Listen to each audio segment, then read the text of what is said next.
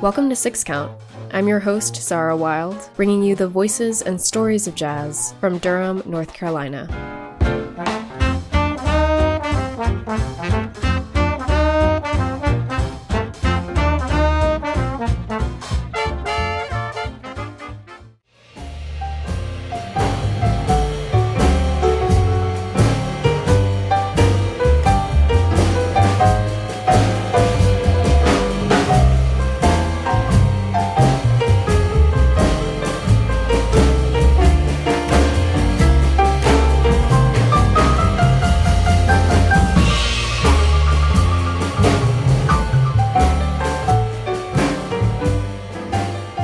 Thank you so much for joining Six Count on this lovely spring day.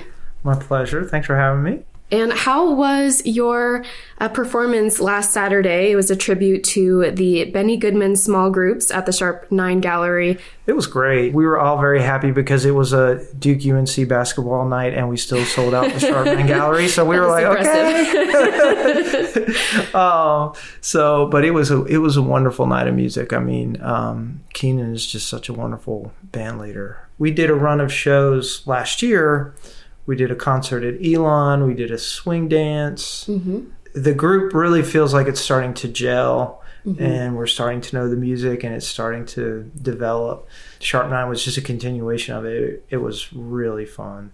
When people think of Benny Goodman, they more often think about the big band sound, of course. So will you share a little bit about the small group's history and anything that makes that type of format distinctive? The group started as a trio with Teddy Wilson on piano. It was drums, Teddy Wilson, and Benny Goodman. They then added vibraphone with Lionel Hampton, which was a 10-year-old instrument at that point in the late 30s. I mean, this was a very cutting-edge instrument. We had the wonderful Brendan Mitchell playing that role. And then after that, they add Charlie Christian on guitar, he's considered to be, the first guy to really effectively use electric guitar in a small group. So it's, we listen to that music now and we can think, oh, this sounds really old-timey, but it was interesting to think about what a cutting-edge group that was. Yeah, I mean, just a brilliant group of musicians. I study the music and I'm just like, it's just mind-blowing how difficult it is to play that music, Yeah, and it probably is good practice to try first the historical jazz, which you do a lot of, but then also adding the layers that come with doing Goodman music as well. Yeah, it's short. That's the other thing Keenan was talking about is, we're used to jazz songs just stretching out and everybody 15 minutes. Everybody taking chorus after chorus, but they really had concise, tight arrangements. A lot of times if I do a solo section, I'll only take 8 bars or I'll take 16 bars. It's a lot more like a pop format or something like that. And I think it makes it not only accessible to dancers, but accessible to listeners. So that's definitely a conversation with dancers of, is this band going to be danceable? Because it's kind of just hard from the stamina standpoint to be dancing for a 20-minute song. So,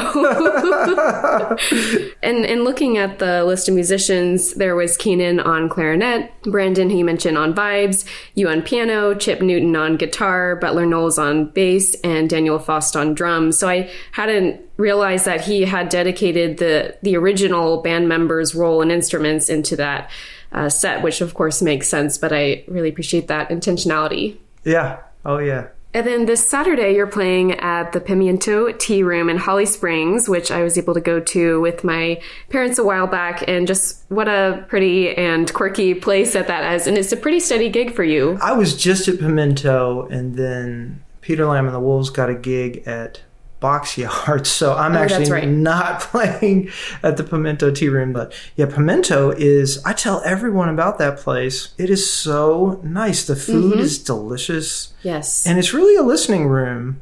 I've gone in there a couple of times with a guitar player named Kevin Van Sant. Their owners are very much like they're like, this is your show. Like they very much don't want you to be in the background. They want it to be a real musical experience for people. So it's a cool place. I recommend it to everybody.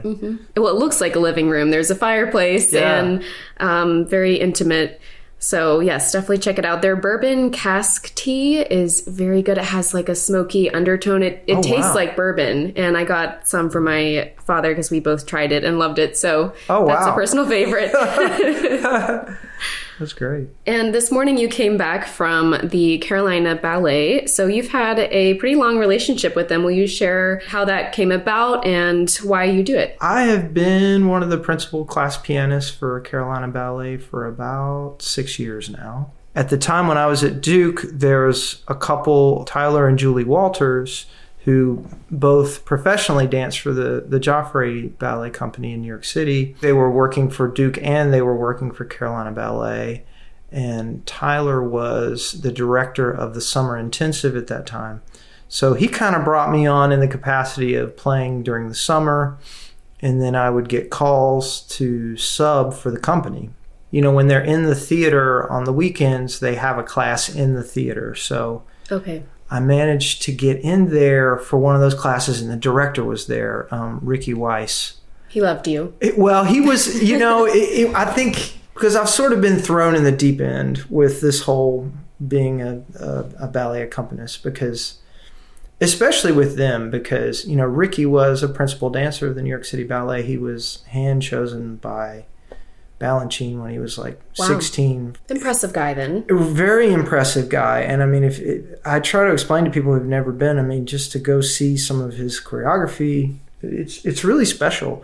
Anyways, so I was just kind of thrown into it. Really didn't know what I was doing, but I think they saw something in me where it was like I could adapt. You know, I've just been doing all other kinds of music for over 20 years professionally. So I think I've been able to bring in some different elements. And I mean, really, the reason I do it is because, you know, seeing my mentors at Duke do it and just being blown away. John Hanks, Natalie Gilbert, really incredible musicians who've been doing it for a while. And then getting to see this guy named Doug Corbin play at the American Dance Festival. So I was an intern at the American Dance Festival for a couple of summers. He worked with this very famous instructor in New York named David Howard. He did a number of recordings under David Howard's direction. It's the first time I saw an accompanist, and it was just like this spiritual kind of beautiful thing. And getting to work with Carolina Ballet, I've seen some of their principal dancers are just, it's just transcendent. Boggles the mind. It's transcendent. It's like they're technically brilliant, but then they also have that same heart-opening quality of just like they're so deep in the dance that it does things to you emotionally that you don't expect. It like gets down in a deeper chakra or something of like, what just happened to me? You know what I mean? So it's been a very unexpected professional turn for me, but it's been incredibly challenging and rewarding. So yeah, I love working for them. It sounds like Hierophany, where it's a moment where it feels like the surreal touches down into the real and opens it to being something higher than that. Yeah. Wow, I've never heard of that. What, is that like a myth? It's the physical manifestation of the holy or sacred. Wow. Which just, you know, when you see dance and excellence and music and that combination, which seems to touch on the things that make us more than animals. Yeah. Yeah. Wow. Thank you for a new word. That's really cool. Oh, wow. And what kind of styles from your diverse background do you think tend to creep into your music? Or is it because you need to be doing the choreography and the songs that they choose that doesn't tend to happen?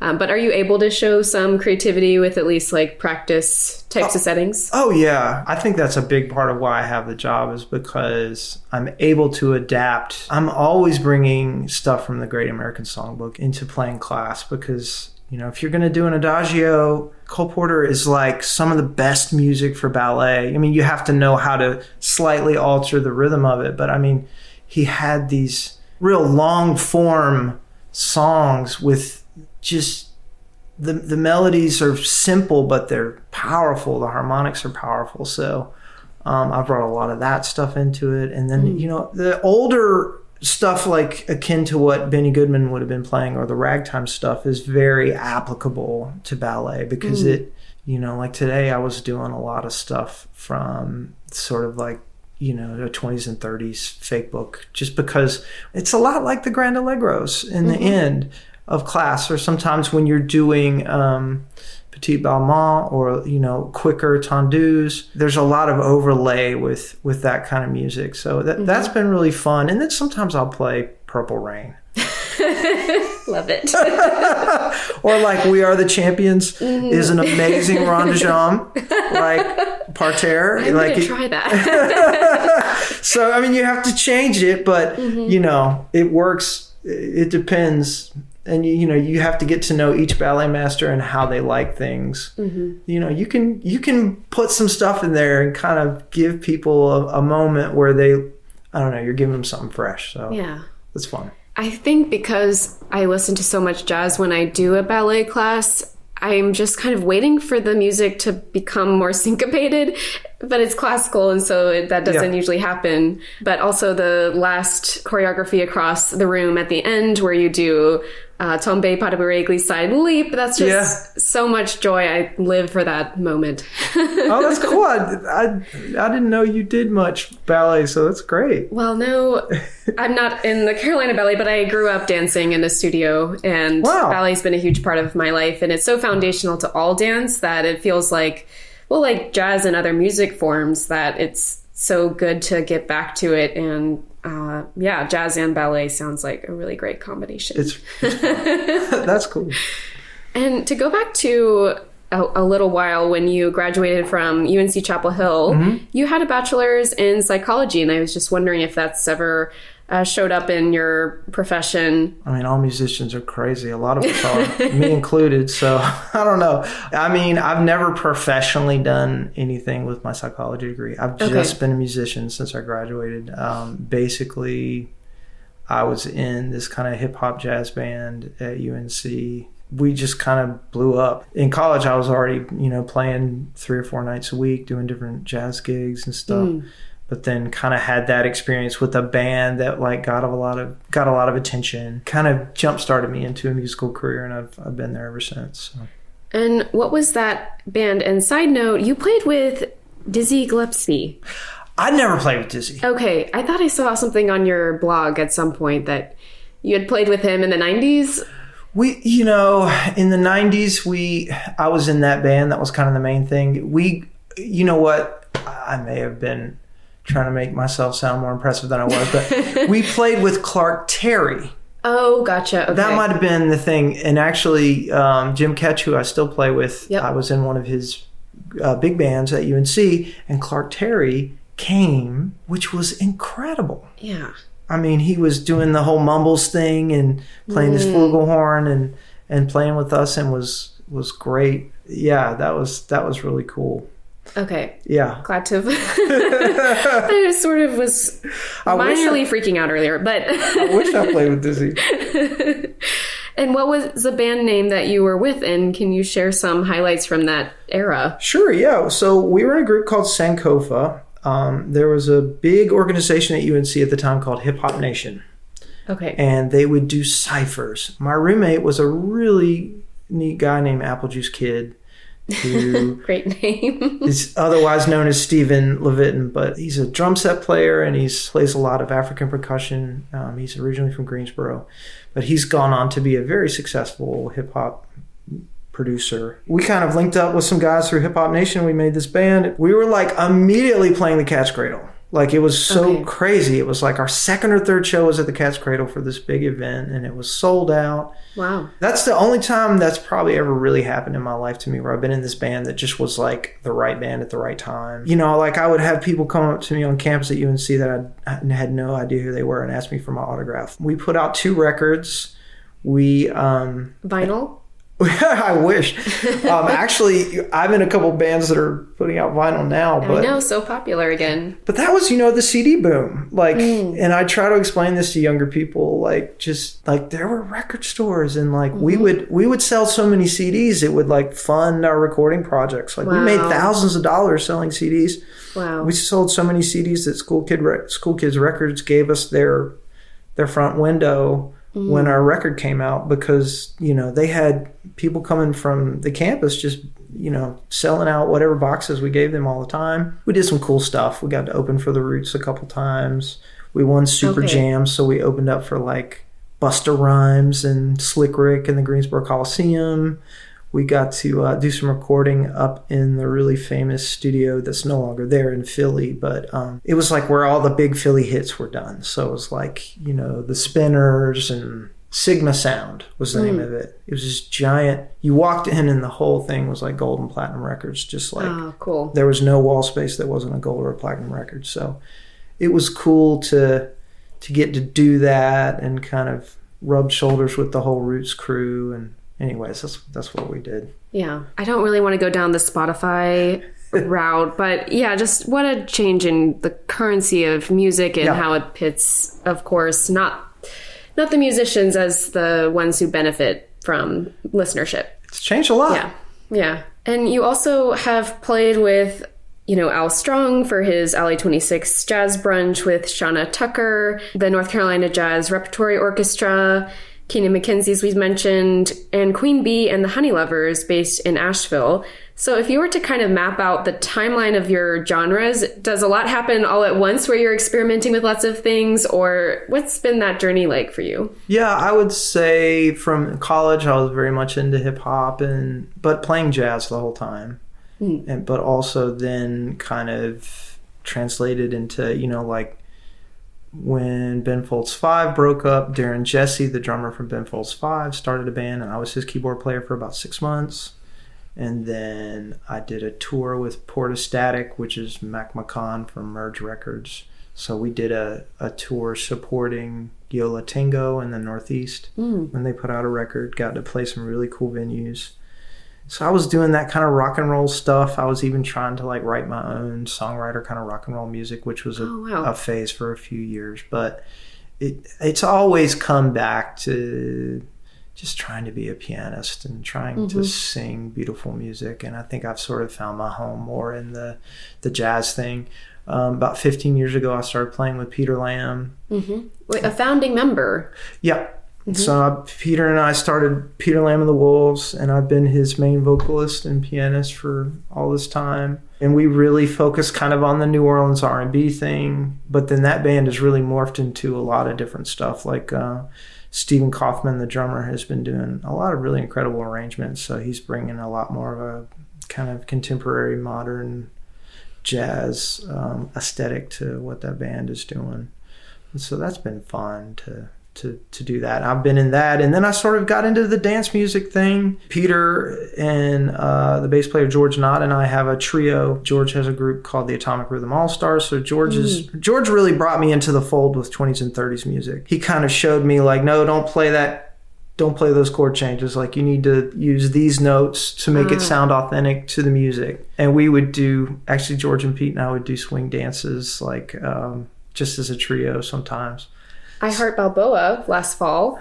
Yes. In Richmond, Virginia. That was amazing. That was really cool. So yeah, the relationship with Keenan started right before the pandemic. I worked on his Christmas album. And so, yeah, I've been working with Keenan since about then, 2018, 2019. And you want to talk about somebody that's a challenging person, like not personally, he's a great person, but he's just so good. He's so good. It's like, every time I play with Keenan, it's just that, oh my goodness, I got to do better, so I really cherish that relationship as well. Just, and then I've started working with Queen Bee and the Honey Lovers like in the last year or so. Okay, based in Asheville. Yeah, so the Whitney Moore-Rhoda is the lead singer and principal songwriter. She also works with a guy named Michael Gamble, who I'm sure you know. Michael, yes. She and Michael are childhood friends. So cool. Great bass player, great arranger, writer. So he helps her write some of her music. Sometimes he'll write a song and he'll be like, this is not right for my group, and he'll give it to Whitney. And then Whitney's a great writer as well. So that's been fun because we've gotten to play some really cool venues in Asheville. I think that probably brings us up to the current time. Yes, I did ask for your entire life's timeline of music. So thank you for the brevity, I suppose. And I heard you play with Whitney at a pond in Chapel Hill, whose address I always can't find. But it's a beautiful little neighborhood spot. And that was actually my first dance that I went to post-pandemic, and the first one in Durham in general. And that was so exciting to see Michael Gamble and you on piano. And also, Whitney, as a side note, has just the most glorious laugh. I just feel like she carries the life of the world in her laugh. It's brilliant. Whitney's great. I mean, she's a really interesting person. But that was a fun gig. My wife has a friend that lives in that neighborhood. One of her best friends lives in that neighborhood. Gotcha. And another lady in the neighborhood was just kind of organizing concerts out at that pond during the pandemic. Mm-hmm. And it was a really sweet thing. You know, I think Dexter Romweber played there a number of times. And she was just trying to give musicians who obviously we were all struggling during the pandemic quite a bit, a place to play. And that was really fun just to, you know, it felt like we were outside and everyone could dance and just kind of hang out, and what a beautiful setting too. So it's actually over there. It's called Mountain Creek Road. So it's kind of behind Spence's farm. Okay. In Chapel Hill. Yeah, it's just a old school hippie kind of like Steiner neighborhood. Like, it's wild, man. The houses up there are crazy. So anyways, cool place. Well, I love listening to you sing, and I feel like when you hit that note, you just carry the entire room in your voice. Thank you. And I'm wondering what that feels like. Can you bring us into your headspace when you're on that note? Sure. Yeah. I mean, there's that thing in me as a vocalist that is sort of a primal drive to kind of wail. Learning how to build to that moment and just finding the right material for it. And I think that's a really important part of being a musician or a dancer or anything. You have to be connected to the thing inside of you that makes you vibrate, you know, that makes you just open up. And you have to really allow whatever that music is, whatever that thing is that gets you, you know, that kind of hits your, whatever your root chakra is or whatever the thing is, honoring that space. Because it may not be something that other people think is that cool, but it's like, you can't deny that. It's bigger than you as a person. Yeah. Who knows why? Why is that in you? Who knows? But you found it. Because I think when you're connected with that energy inside, people feel it. It's not an intellectual thing, you know? Yeah. It's a very emotional, deep-rooted thing.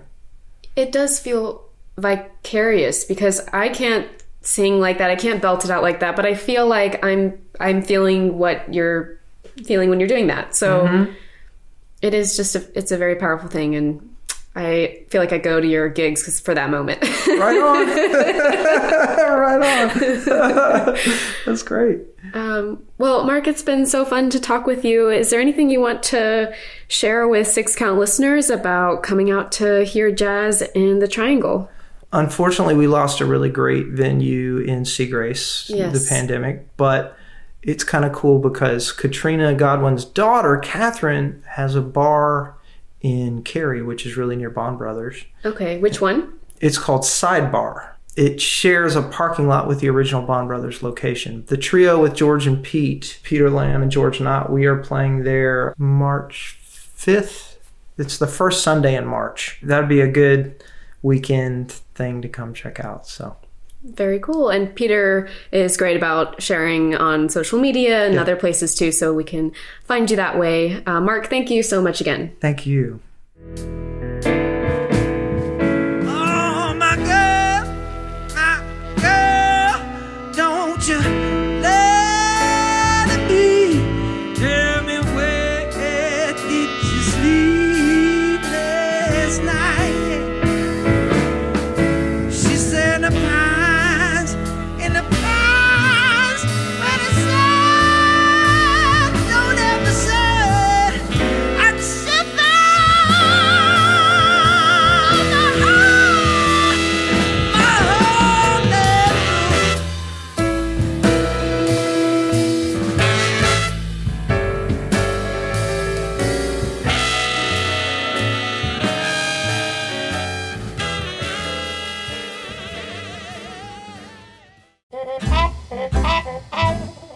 Thank you for listening to Six Count. I'm Zara Wild. You can let us know what you thought of the episode or recommend a guest by emailing us at sixcountpodcast@gmail.com or by finding us on Twitter or Instagram at sixcountpodcast. If you'd like to support our work and telling the story of jazz in Durham, you can make a gift to the show by following the link in our episode description. Thanks for listening.